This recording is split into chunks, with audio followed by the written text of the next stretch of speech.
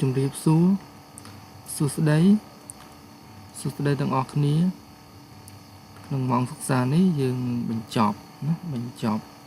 ការបញ្យលពាក្យកន្លឹះក្នុងចម្ពោះទី3មេរៀនទី1គឺប្រទេសកូរ៉េខាងត្បូងណា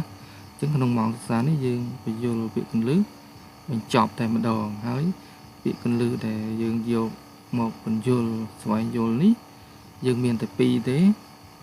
គឺពាក្យទី1យើងនឹងបញ្យលពាក្យកន្លឹះនិងស្វែងយល់អំពីពាក្យថាវារីវប្បកម្មណាវារីវប្បកម្មហើយនឹងពាក្យទី2គឺទាំងអស់គ្នាយើងនឹងស្វែងយល់ន័យរបស់ពាក្យថាជីវៈ technology ណាជីវៈ technology ចឹងទេពាក្យពីរនេះសុទ្ធតែជាពាក្យពិបាកទាំងការអានហើយពិបាកទាំងការស្វែងយល់ន័យចឹងទេដល់យើងទាំងអស់គ្នានេះយកចិត្តទុកដាក់ណាស្វែងយល់ទាំងអស់គ្នាតែឥឡូវយើងចូលបញ្យល់ពាក្យទី1តែម្ដងពាក្យនេះអានថាវារីវប្បកម្មណាហើយមានអ្នកខ្លះអានទៅជាវ៉ារី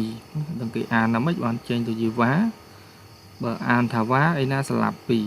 វោស្លាប់ពីរវោស្អា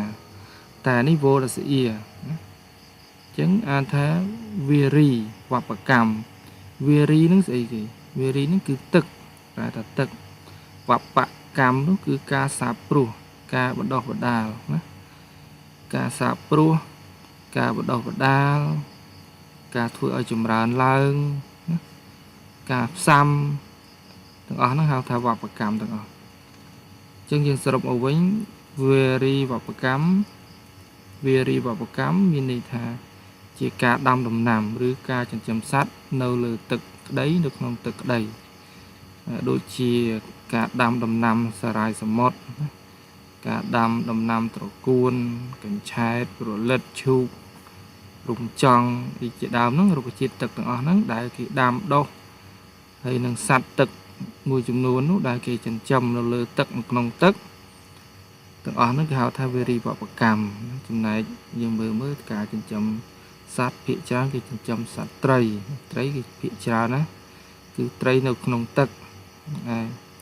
តបមកក៏អាចមានការចិញ្ចឹមកង្កែបចិញ្ចឹមអន្ទង់ចិញ្ចឹមអង្គាបង្កងក្តាមខ្យងលៀសងាវអីគ្រុំអីជាដើមហ្នឹងសុទ្ធតែជាសត្វទឹកដែលគេអាចចិញ្ចឹមក្នុងទឹកបានគេហៅថាវារីវប្បកម្មហ្នឹងឯង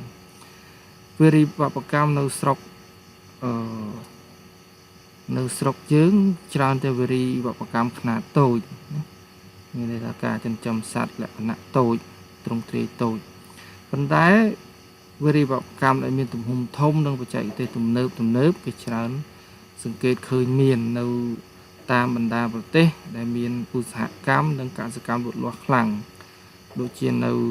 កូរ៉េខាងត្បូងដូចជានៅជប៉ុននៅអាមេរិកនៅអឺរ៉ុបជាដើមនោះគឺវារីវប្បកម្មគេគឺមានទំហំធំណាស់ព្រោះហើយប្រមូលទិន្នផលក៏បានច្រើនហើយបច្ចេកទេសថែទាំក៏គេទំនើបដែរអញ្ចឹងចឹងគ្រូមានរូបភាពឲ្យពួកយើងសង្កេតមើលនិងស្វែងយល់ចឹងរូបភាពនោះ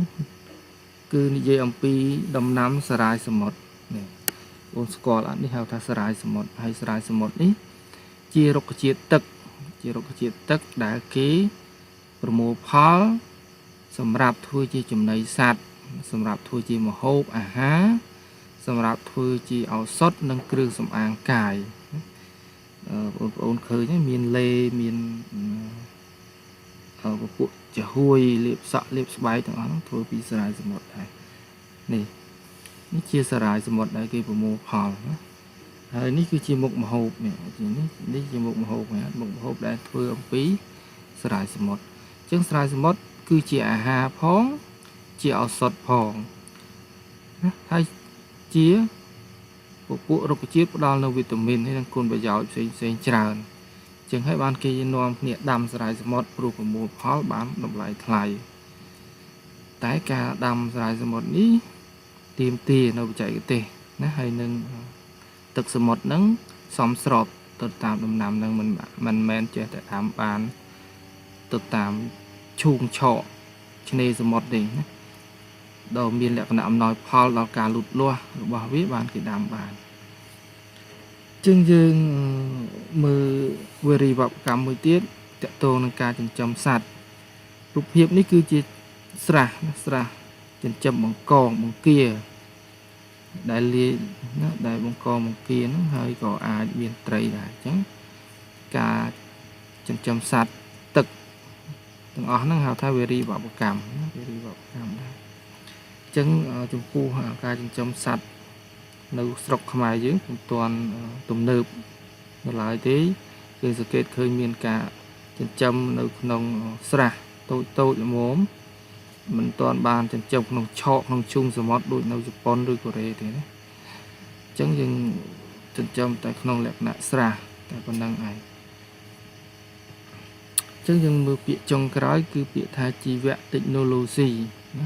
ជីវៈ technology ពាក្យនេះគឺគេសម្គាល់ទៅដល់បច្ចេកទេសនិងឧស្សាហកម្មដែលឧស្សាហកម្មទាំងអស់នោះប្រើប្រាស់រូបធាតុសរីរាង្គដើម្បីផលិតជាសម្ភារៈណាជារបស់ប្រើប្រាស់ឬក៏កែច្នៃរូបធាតុសរីរាង្គនោះទៅជាផលិតផលផ្សេងៗអញ្ចឹងគេឲ្យឈ្មោះថាជីវៈ technology មានន័យថាការយកជីវៈសរីរាង្គយកមកធ្វើឬកែច្នៃទៅជាផលិតផលផ្សេងៗ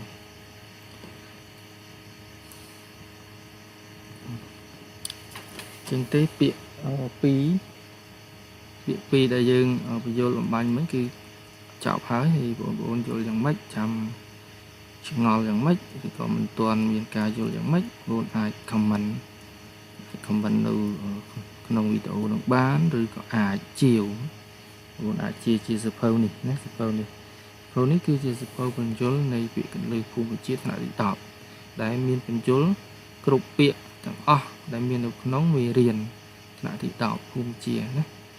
អញ្ចឹងបងអាចទំនាក់ទំនងតាម comment ក៏បានឬក៏អាចទំនាក់ទំនងតាមលេខ0761 5077ឬភ្ជាប់ Telegram និងលេខហ្នឹងក៏បានដែរអញ្ចឹងយើងដល់ពេលដែលយើងបញ្ចប់ហើយត្រឹមពីពាក្យហ្នឹងហើយនឹងមេរៀនទី2យើងនឹងនាំគ្នាទៅស្វែងយល់ពាក្យកន្លឹះដទៃទៀតដែលមាននៅក្នុងមេរៀនទី2ចំពោះ3ដែលមេរៀនទី2នោះនិយាយអំពីកោះតៃវ៉ាន់អញ្ចឹងទាំងអស់គ្នាយើងសម្រាប់ត្រឹមហ្នឹងហើយជួបគ្នានៅវីដេអូក្រោយណាជូនពររៀនសូត្របានពូកែសុខភាពល្អ